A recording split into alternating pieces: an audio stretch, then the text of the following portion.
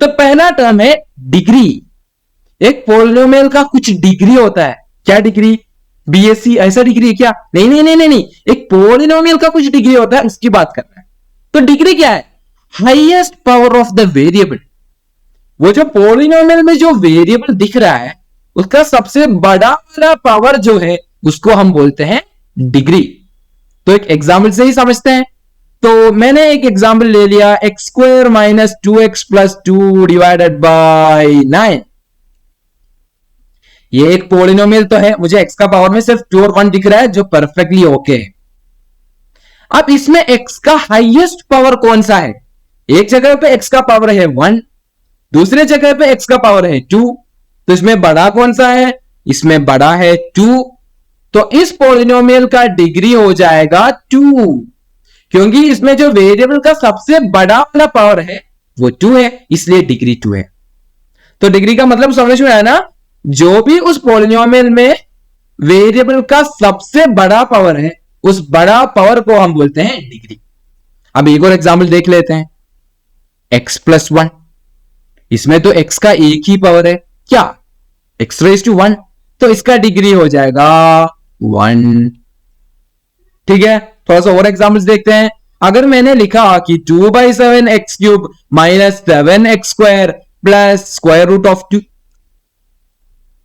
इसमें क्या x का पावर है? मुझे इधर 3 दिख रहा है, इधर 2 दिख रहा है, तो सबसे बड़ा वाला 3 है। तो इस पॉलिनोमियल का हो जाएगा डिग्री 3। ओके, समझ में आ गया? अब पॉलिनोमियल का डिग्री ये 1 2 3 सिर्फ नहीं हो सकता, कुछ बड़े बड़े नंबर्स भी हो सकता है। कैसे? मैंने ले लिया एक polynomial x raise to 1000 minus 1/7। ये पॉलिनोमियल है क्या? हाँ बिल्कुल पॉलिनोमियल है, कोई दिक्कत नहीं है।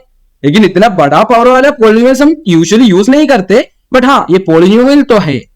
और इसका डिग्री क्या है?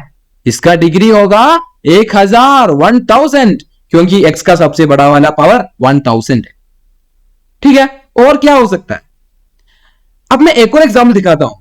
आप अगर ध्यान दें तो इधर जो x का सबसे बड़ा वाला पावर जो है वो सबसे लेफ्ट में था, इधर भी सबसे बड़ा वाला पावर सबसे लेफ्ट में था, इधर भी सबसे बड़ा वाला पावर सबसे लेफ्ट में था, और इधर भी। ये कुछ कोइंसिडेंस है या हमेशा ऐसा ही होता है? तो इसको हम दोनों तरीके से बोल सकते हैं। कोई भी पॉलिनोमियल को हम जिस ऑर्डर में चाहे वैसे लिख सकते हैं। तो इस पॉलिनोमियल को अगर मैं चाहे तो मैं लिख सकता हूं -2x plus 2 divided by 9 plus x square, ऐसा भी मैं लिख सकता हूं। बट यूजुअली ना हम इसको हमेशा हाईएस्ट पावर पहला, फिर नेक्स्ट पावर, फिर नेक्स्ट पावर, ऐसे करके ही लिखते हैं।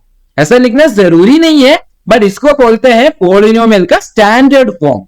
यूजुअली हम उसको इसी तरह ही लिखते हैं। तो डिग्री का एक थोड़ा सा ट्रिकी सवाल आ सकता है। कैसे ट्रिकी सवाल? देखिए, -x⁻7 plus 2 divided by 9 x⁻11 minus 2x square plus 1। इस पॉलिनोमियल का डिग्री निकालने पूछा मैं तो शायद कुछ लोग जल्दबाजी में क्या करेगा, हाँ पहला पावर मुझे 7 दिख रहा है वही होगा डिग्री 7, ऐसा बोलेंगे। बट हाँ अगर आप ध्यान से देखें तो ये तो सही नहीं है। क्यों सही नहीं है? हाँ सही इसलिए नहीं है क्योंकि x का पावर इधर 7 है, इधर 11 है, इधर 2 है। मैंने थोड़ा सा ऑर्डर इधर उधर करके लिखा है और वैसा लिखना ओके है, कर सकते हैं। तो इधर x का हाईएस्ट पावर क्या है या डिग्री क्या है? डिग्री एक्चुअली 11 है, वो सबसे लेफ्ट में नहीं लिखा, थोड़ा सा मिडिल में लिखा है, ऐसा भी कर सकते हैं। तो आपको थोड़ा सा ट्रिक आप ध्यान दे रहे हैं क्या, वो चेक करने के लिए ऐसा वाला सवाल भी आ सकते हैं। ठीक है, अब थोड़ा सा नेक्स्ट टर्म्स पे जाते हैं, वो है linear polynomials, quadratic polynomials, cubic polynomials. Linear polynomials के बारे में आप थोड़ा सा पहले ही सीख चुके हैं, शायद आप उस टाइम पे लीनियर इक्वेशन बोलते थे, थोड़ा थोड़ा हम ऑलरेडी सीख चुके हैं। तो क्या होता है ये लीनियर पॉलिनोमियल्स? कुछ भी नहीं, बहुत आसान है। जिस पॉलिनोमियल का डिग्री 1 है ना, उन सारे पॉलिनोमियल्स को हम बोलेंगे लीनियर पॉलिनोमियल्स। जो भी पॉलिनोमियल का डिग्री 1 है वो है एक लीनियर पॉलिनोमियल। थोड़ा सा एग्जांपल्स भी देख लेते हैं। x-11 हो गया, 2/3 x-1 हो गया, या x7x-3 हो गया। ये सारे लीनियर पॉलिनोमियल्स है। क्या होना चाहिए? x का मैक्सिमम पावर 1 होना चाहिए, तो इसका मतलब है इसमें x होगा, x का पावर 1 ही रहेगा, तो x का पावर 2 वगैरह नहीं आएगा, x होगा, कुछ कांस्टेंट होगा बस। इसको बोलते हैं एक लीनियर पॉलिनोमियल। अब नेक्स्ट पे चलते हैं क्वाड्रेटिक पॉलिनोमियल। तो क्वाड्रेटिक पॉलिनोमियल शायद आपको चमक चुका होगा कि क्या होता है। एक पॉलिनोमियल का डिग्री अगर 2 है तो उसको हम बोलते हैं क्वाड्रेटिक पॉलिनोमियल। तो डिग्री 2 का मतलब क्या होता है, हाईएस्ट पावर 2। तो इसका एग्जाम्पल्स क्या क्या होगा, x square plus 2x minus 11, ये एक एग्जाम्पल है क्वाड्रेटिक पॉलिनोमियल का। एक्स स्क्वायर माइनस 2, ये एक एग्जाम्पल है क्वाड्रेटिक पॉलिनोमियल का। अब तो क्यूबिक तो बोलने का जरूरत ही नहीं है।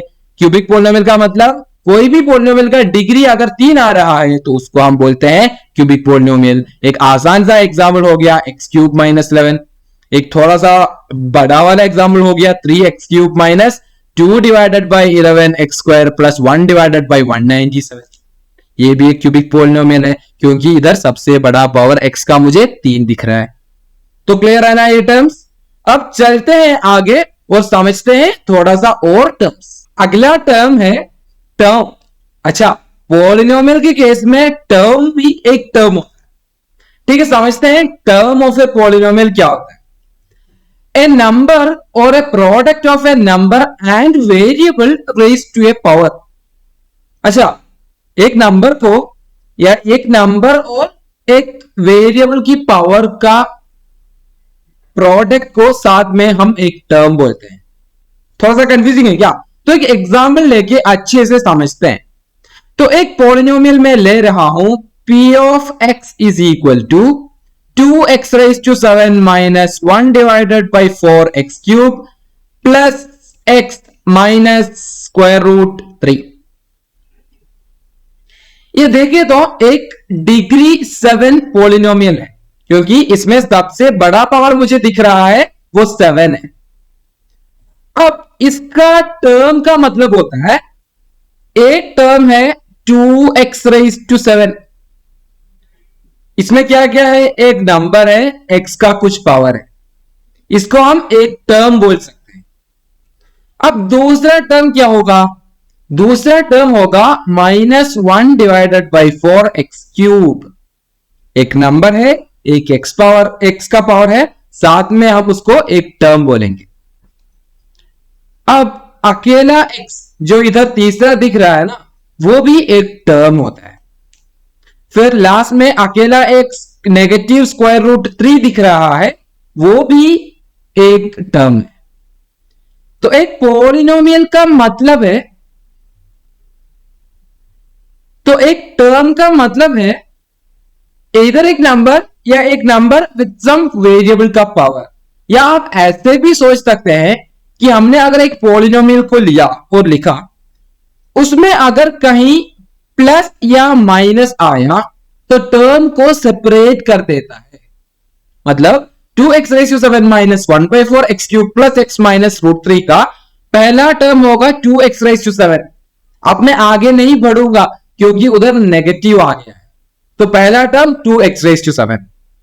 अब दूसरा टर्म आएगा -1 by 4 x क्यूब। मैं इतना ही जाऊंगा, आगे प्लस देखा तो मैं रुक गया, तो -1 by 4 x क्यूब हो गया अगला टर्म। अब नेक्स्ट टर्म क्या है, नेक्स्ट टर्म देखते हो कि मुझे इधर से शुरू करना है और नेक्स्ट सिंबल देखने तक कंटिन्यू करना है। तो माइनस इधर दिख रहा है तो उधर तक, मतलब नेक्स्ट टर्म होगा +x। बट अगर स्टार्टिंग में प्लस आ रहा है तो तब हम उसको बोलते नहीं है ना, तो +x या सिंपली x हो गया हमारा नेक्स्ट टर्म। अब क्या करेंगे, फिर से हम कंटिन्यू करेंगे, नेगेटिव से स्टार्ट किया, पॉलिनोमियल खत्म ही हो गया, -√3 हो गया हमारा नेक्स्ट टर्म। तो आई होप कि आपको समझ में आ गया होगा कि टर्म क्या होता है। एक और छोटा सा एग्जांपल ले लेते हैं। तो मैं इधर ये p of x यूज कर रहा हूं ना, ये एक पॉलिनोमियल का सिंबल है। p पॉलिनोमियल ब्रैकेट में x का मतलब है इस पॉलिनोमियल में जो वेरिएबल का सिंबल यूज कर रहा हूं वो मैं x यूज करूंगा। ठीक है, तो p of x is equal to x square minus 11x plus 17। ये हो गया दूसरा पॉलिनोमियल। इसका टर्म कौन कौन सा होंगे, तो हम स्टार्ट करेंगे इधर से, और पहला साइन दिखा तो मैं स्टॉप किया, तो पहला टर्म हो गया x स्क्वायर।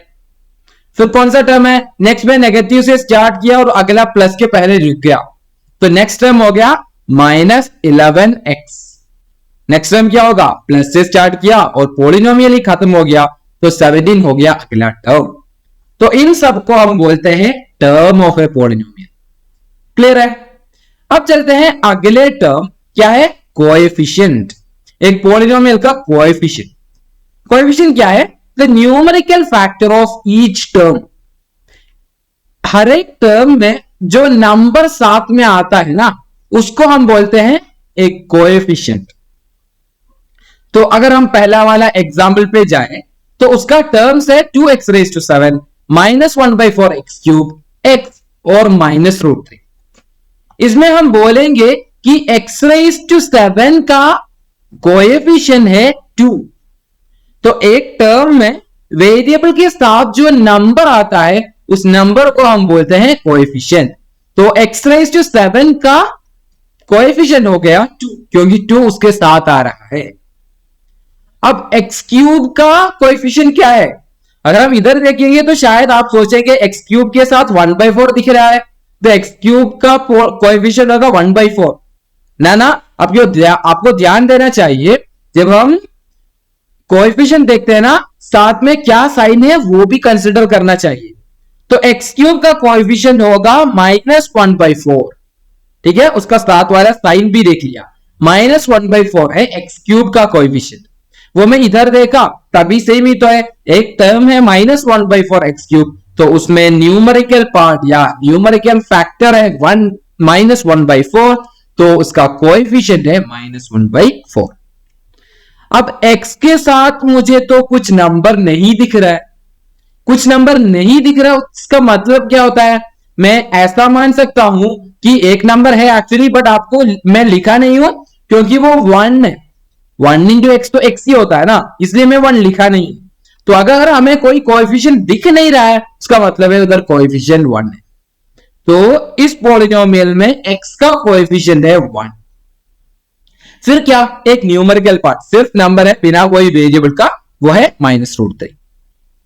अब दूसरे एग्जाम्पल में चलते हैं। दूसरे एग्जाम्पल में x² का कुछ कोएफिशिएंट है, तो कोएफिशिएंट ऑफ x² क्या है, सेकंड एग्जाम्पल में कोएफिशिएंट ऑफ x²। देखिए तो x² के साथ क्या आ रहा है, x² के साथ कोई नंबर नहीं दिख रहा है, तो कोई नंबर नहीं दिख रहा, तो मैं बोलूंगा उसका कोएफिशिएंट है 1, है ना। आप उसी एग्जाम्पल में कोएफिशिएंट ऑफ x क्या है, x का कोएफिशिएंट क्या है, x का कोएफिशिएंट मतलब x के साथ जो नंबर दिखता है, तो वो नंबर क्या है, इधर लगेगा शायद कि 11 है, बट नहीं है, नहीं है, मुझे साइन भी कंसिडर करना होगा, और वो नंबर होगा -11। क्लियर, बिल्कुल क्लियर, परफेक्ट। अब चलते हैं अगले टर्म में, क्या है, कांस्टेंट। कांस्टेंट क्या है ये तो हम जानते हैं पहले ही, जस्ट एक नंबर, उसके साथ कोई वेरिएबल नहीं होगा, एक नंबर अकेला रहेगा, तो उसको हम बोलते हैं कांस्टेंट। तो ये जो हमारा पहला वाला एग्जाम्पल है ना, इसमें कांस्टेंट क्या है, इसमें कांस्टेंट है -√3, क्योंकि वो अकेला है, -√3 के साथ कोई x y कुछ नहीं आ रहा है, कोई वेरिएबल नहीं आ रहा है। तो पहला एग्जाम्पल में हमारा कांस्टेंट हो गया -√3। अच्छा, अब आप देख के सोच के बताइए, सेकंड पॉलिनोमियल में क्या होगा कोएफिशिएंट, सॉरी क्या होगा कांस्टेंट। इधर तो x के बिना एक ही टर्म मुझे दिख रहा है, वो है 17, तो 17 हो गया इधर का कांस्टेंट पार्ट। अब मैं एक और एग्जांपल देता हूं, हम कंसिडर करें p of x is equal to x², तो सिर्फ और सिर्फ x² है, इधर मुझे कुछ कांस्टेंट तो दिख नहीं रहा है, तो इसमें कांस्टेंट क्या है, इसमें कुछ कांस्टेंट नहीं दिख रहा, तो मैं मान सकता हूं कि इसको x² + 0 है, x² + 0, x² दोनों बराबर ही है, तो अब हो जाएगा इधर x² का कोएफिशिएंट 0, सही है ना। तो कोएफिशिएंट ऑफ x² 0 नहीं है, सॉरी, इधर का कांस्टेंट पार्ट हो जाएगा 0। अगर मुझे कुछ कांस्टेंट नहीं दिख रहा है, उसका मतलब है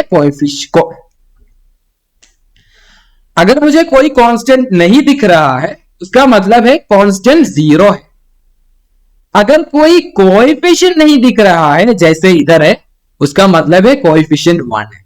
दोनों के बीच में कंफ्यूज मत होना, x को मैं 1 इंटू एक्स लिख सकता हूं, इसलिए कोएफिशिएंट 1 हो जाता है। बट अगर सिर्फ और सिर्फ एक्स स्क्वायर है तो मैं प्लस 0 लिख सकता हूं, इसलिए वो कांस्टेंट पार्ट 0 हो जाता है अगर कुछ स्पेशल दिखा नहीं तो।